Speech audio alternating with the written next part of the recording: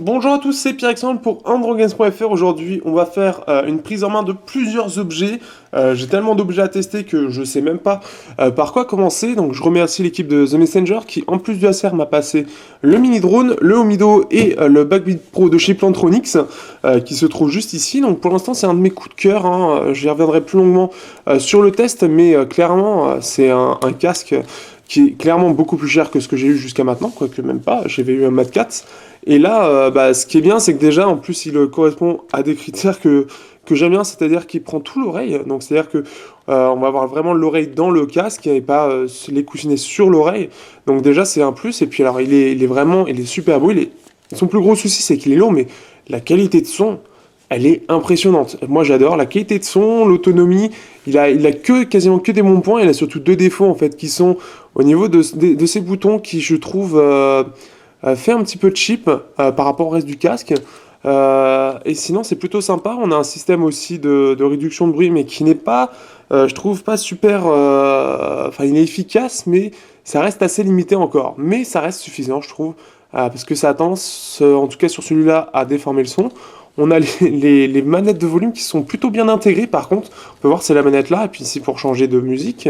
Il peut marcher aussi sans batterie avec la prise jack. Mais clairement, on y perd en qualité de son. On a même un petit truc comme ça. Alors ici, c'est le micro.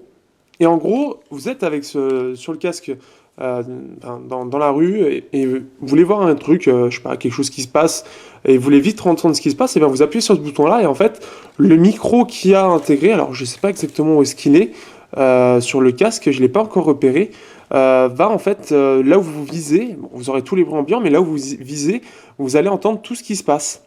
Donc vous allez pouvoir converser très gentiment avec des gens sans vous prendre la tête à essayer d'enlever le casque et de l'avoir autour du cou et sachant qu'il est imposant, bah, ce sera pas très agréable. Donc autant faire comme ça, je trouve que c'est plutôt sympa. On a aussi la possibilité, en fait, quand vous enlevez le casque, en fait, la musique va s'arrêter tout de suite. C'est super bien fait, c'est très précis. Donc voilà, donc il a que des bons points. En plus, il est super doux au toucher. C'est tout doux, c'est génial. Je trouve que pour le casque, j'y reviendrai plus longuement dans le test, mais en tout cas, pour l'instant, jusqu'à maintenant, je suis conquis, mais complètement. Je suis ultra étonné de la qualité, en fait. Bon, je reviens de loin, mais c'est juste super agréable, sachant qu'en plus, il peut se trouver à 165 euros, alors qu'à la base, il était conseillé à 250 euros. Donc c'est vraiment, vraiment un super bon casque, et surtout ceux qui veulent avoir quelque chose qui prenne tout l'oreille, eh ben, vous serez conquis. En plus de ça, vous voyez, la boîte est juste énorme. Elle prend, j'arrive même pas à la mettre dans tout l'écran. Mais voilà, on a quelque chose de super bien. On a la prise jack qui est bien sûr donné avec, enfin le câble. Et on a bien sûr aussi le câble USB pour le recharger. Ensuite, on va passer donc tout au fond au Omido. Donc il y a un casque virtuel. Donc ce qui est bien, alors casque virtuel, on avait déjà fait un test avec le Google Cardboard de Google. Tout simplement. Et ici, en fait, on est sur une version un petit peu plus haut de gamme. Hop, alors qu'est-ce qu'il y a en dessous? Non, il y a tout qui est dans le petit boîtier. Donc déjà, c'est donné avec ce petit boîtier-là. En plus de ça, donc ici, donc ça, c'est pas du tout pour ça. Hop. Mais alors, ici, il faut que j'enlève tout ce qu'il y a là pour montrer un petit peu. Ça permet un petit peu, hop, de tout montrer. Donc, tout d'abord, donc on a le petit guide pour ceux qui veulent s'utiliser du guide, mais bon, ça reste assez simple d'utilisation. Donc, bon, une boîte qui va permettre de protéger tout ça. Hop. Alors, le casque virtuel, on peut voir en fait, c'est un casque tout classique de casque virtuel, donc deux lentilles. Ici, on va mettre son téléphone, donc ici, qui va être bloqué. Ici, on va pouvoir régler en fait la distance, donc avec les deux manivelles. Hop, ici. Pas forcément facile par contre. Ici, on va pouvoir régler donc la distance entre les deux lentilles. Donc on peut voir les deux lentilles ici. On a ici pour le nez. Malheureusement, je trouve que pour le nez, ici, c'est peut-être un peu trop court. J'y reviendrai sur le test. Ici, alors, ce qu'on peut voir, en fait, on peut ajouter ça. Donc, c'est-à-dire que ça, cette petit truc-là, ça peut être en plus. C'est pour bien tenir la tête. Parce qu'en plus de ça, bah, le problème avec le nez, c'est qu'après, ça risque de faire mal ici. Voilà, donc, les choses qu'on peut voir ici. Ici, on a aussi la possibilité, en fait, de changer, pour ceux qui ont des problèmes de vue, en fait, de pouvoir changer, en fait, les embouts par rapport à la lentille et avoir quelque chose de plus adapté. Donc, c'est très efficace et c'est très utile pour moi qui suis myope. qui va permettre en fait de pouvoir utiliser tout simplement le casque. Donc je vais pas faire d'utilisation vraiment réelle ici aujourd'hui. Il faut savoir que c'est ce qui est conseillé en tout cas en termes de comment dire de téléphone, c'est du 5 ou 5.5 pouces globalement. Mais surtout un écran 1080p. Et même moi je trouve que 1080p c'est pas suffisant. Alors ceux qui ont un LG G3 ou un téléphone avec une grosse résolution, donc en 2560 x 1440 pixels, devraient déjà être dans dans de meilleures conditions. Parce que c'est vrai que en fait je m'attendais à ce que ce soit un petit peu moins pixelisé. C'est le souci que je trouve encore aujourd'hui du cardboard. En fait il y a deux soucis, c'est que notamment la résolution des téléphones n'est pas encore suffisante. Et que aussi, pour l'instant, l'expérience que j'ai avec le cardboard, c'est surtout une expérience, on va dire, c'est juste une expérience en fait. Puisque en termes apparemment, au niveau des films et tout, ça a l'air encore limité. Au niveau des jeux, c'est extrêmement limité. On a YouTube, mais le problème, c'est que de toute façon, on voit les pixels, on les voit complètement. Je reviendrai sur le test, je vais voir si je peux arriver à avoir une image à l'intérieur du casque à ce moment-là, mais on voit vraiment trop les pixels et ça casse vraiment tout le truc en fait. Du casque virtuel, c'est que c'est hyper voyant. Et ça, c'est le problème encore aujourd'hui. Par contre, ce qui m'a étonné, c'est que pour, par exemple, le roller coaster que j'avais pu tester dessus, c'est extrêmement... mon corps s'y croyait vraiment. Donc, quand en gros je descendais, il y avait mon corps qui croyait vraiment que je descendais de la montagne russe. Donc c'est assez impressionnant. C'est plutôt sympa, mais ça reste encore quelque chose qui est du l'ordre de l'expérience, vraiment,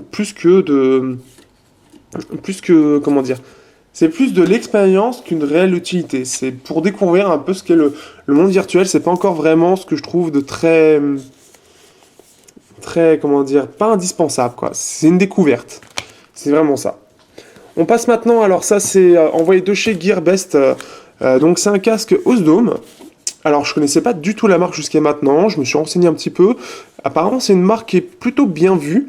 Donc là on est sur un type de casque, alors ce casque là sur Gearbest il se trouve à une quarantaine de dollars, ou une cinquantaine je crois.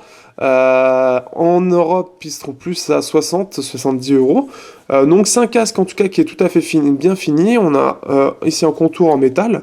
Alors après il fait plutôt bien fini, mais bon c'est clairement pas de la même chose que le Backbeat, faut être très très clair. Le Plantronics est largement bien au-dessus et ça va être sur quelque chose de beaucoup plus cheap bien évidemment, mais pour un casque qu'on peut trouver à 40 euros il est vraiment bien fini. Au niveau du son, en plus de ça, alors je sais pas comment dire, est-ce que c'est un supra ou circumoral, ça dépendra je pense surtout de la taille de vos oreilles, parce que moi mon oreille entre quasiment là-dedans, il y a juste un petit bout qui rentre pas, mais comme ça en tout cas on dirait du supraoral, donc c'est-à-dire qui va sur les oreilles. Donc après ça dépendra, c'est aussi un casque qui lui est ouvert contrairement au Plantronics, mais en tout cas la qualité de son, bon, elle est vraiment, pour le prix elle est vraiment intéressante, elle est agréable, les basses sont clairement en avant, on le ressent vraiment, les basses sont en avant, mais c'est un casque vraiment intéressant qui pour pas cher on offre une très bonne qualité de son. Ça j'y reviendrai aussi un petit peu plus dans le test tout simplement du casque. Donc les tests, voilà. Mais c'est un casque voilà, qui m'a étonné, je connaissais pas du tout, et qui est assez intéressant. On va terminer avec le mini drone de chez Parrot, donc qui se trouve donc à une centaine d'euros. Hop, forcément. Donc ce petit drone, donc c'est un drone, vous voyez, il tient quasiment dans la main. Donc c'est un drone vendu une centaine d'euros, qui est vraiment fait pour une utilisation très légère. Donc on a 4 hélices. Donc là je vais pas faire de vol, je vais faire dans le test un vrai petit vol dans mon petit jardin que j'ai derrière chez moi. Enfin c'est pas vraiment un jardin mais c'est derrière chez moi. Et donc en fait ce qu'on va voir en fait c'est surtout comment il se comporte, mais là c'est au niveau du design. Alors c'est un petit drone qui est plutôt sympa, mais son plus gros problème c'est vraiment l'autonomie, qui est vraiment en fait on a des petites batteries ici. Donc on a une batterie de je sais pas si on a la batterie de 550 mAh. 550 mAh, il faut savoir que les drones c'est ultra consommateur de batterie. Donc en gros ça dure 5 minutes. C'est ultra limité en termes d'utilisation. Donc il faut avoir plusieurs batteries, vraiment beaucoup de batteries, et tous les recharger, se préparer. Parce qu'en 5 minutes, ça va super vite 5 minutes. Hein. C'est vraiment, on commence à s'amuser et puis pouf, terminé. Donc c'est le truc à savoir. Ici on a un petit truc ici qui permet en fait de savoir, en fait ça envoie des ondes pour savoir à quelle hauteur il est, mais je le trouve ultra aléatoire. son comportement m'a assez étonné pendant mes divers tests, parce parfois, ouais, il se barre en haut, il est à 1 mètre et il se barre jusqu'à mon plafond. Je touche pas à la manette, sachant que la manette c'est le téléphone, et il se barre tout en haut, et j'ai pas compris pourquoi. Donc c'est assez étonnant, je saurais pas dire pourquoi, mais en tout cas voilà, c'est la- c'est le petit truc, enfin c'est deux trucs en fait, deux défauts qu'il a, c'est qu'il a un comportement parfois erratique et l'autonomie qui est vraiment vraiment toute petite. Bon, il faut savoir que 5 minutes, des gros drones c'est 15 minutes, hein, c'est pas non plus énorme. Mais voilà, c'est tout petit. Donc c'est vraiment pour une petite utilisation, voilà, on veut se faire plaisir de temps en temps, on veut pas mettre beaucoup d'argent, c'est un petit peu le but, je pense, de ce drone. On peut même faire, si on veut se faire plaisir, alors est-ce que je l'ai là? Oui, il est là. Donc, si on veut se faire plaisir, on peut même mettre des Lego. Donc, ils offrent avec l'appareil, donc un petit Lego. Bon, c'est pas vraiment un vrai Lego, mais voilà, on peut se faire plaisir, on peut se faire des petits Lego. Par contre, plus ce sera lourd, plus ce sera difficile à soulever, plus il y aura besoin de batterie pour les soulever. Donc, vous avez intérêt d'avoir beaucoup de batterie si vous faites un truc un petit peu plus gros. Il faut faire attention aussi aux hélices et surtout, il faut faire attention aussi au poids parce que bon, ça quand même, c'est quelque chose d'assez limité. On a aussi, alors on a différents, moi j'ai le Travis, si vous regardez bien. Donc j'ai le Travis, vous avez aussi le Mars dans le même style, et vous avez aussi des Airborne Night Drone qui eux sont avec des lumières spécifiques et sont prévus pour la nuit, donc voilà. Je vais faire mon test mercredi puisque là ce sera le mieux pour ça. Il est plus quasiment fait, mais c'est surtout pour avoir une bonne petite journée tranquille pour se faire le test, tout simplement. Je reviendrai sur d'autres défauts aussi que je vais remonter tout simplement à la marque concernant en fait les pales d'hélice, parce que ça peut être utilisé aussi à l'intérieur de son appartement, comme vous avez compris que je l'avais utilisé avec le plafond. Le petit souci que j'ai eu, c'est qu'il s'était encastré en fait sur le drap en fait de là où je filme en fait, la petite nappe on va dire de la table, et en gros ça continuait de tourner. Il n'y a pas de sécurité qui s'est déclenchée pour stopper en fait l'hélice. Elle s'est bloquée un petit peu. Je sais pas comment j'ai fait pour la débloquer, mais j'ai réussi à la débloquer en tripatouillant, en regardant les fils, en enlevant ça, et puis c'est reparti. Mais j'ai flippé un petit peu, surtout que c'était le soir où je l'avais reçu. Donc c'est un petit peu flippant, mais au-delà de ça, voilà, c'est un petit drone qui peut être sympa, mais ça aurait pu être avec une meilleure autonomie quand même, c'est dommage. Donc à voir dans le test. Après, voilà, il faut que je me renseigne aussi sur les prix des drones parce que c'est quand même pas donné, mais ça a l'air quand même il y a l'air d'avoir quand même des choses à gérer et notamment ce côté minuscule qui doit jouer aussi. Donc voilà, on a fait un petit tour de tous les objets que j'avais à tester, j'en ai eu beaucoup en même temps, c'est pour ça que j'ai préféré tout mettre au même endroit, ça change un petit peu, et donc la prochaine fois, donc il y aura le vol, il y aura le test du casque, etc. Mais voilà, pour l'instant en fait, tous les objets que j'ai eus, ils sont tous intéressants en tout cas, et il n'y a pas de grosses déceptions, il y a juste des petits défauts qui peuvent être modifiés, et la prochaine fois aussi, quand je ferai le test de ce petit drone, je vais aussi l'habiller pour que ce soit tout joli. Et donc, sur ce, à bientôt pour le test sur androgames.fr.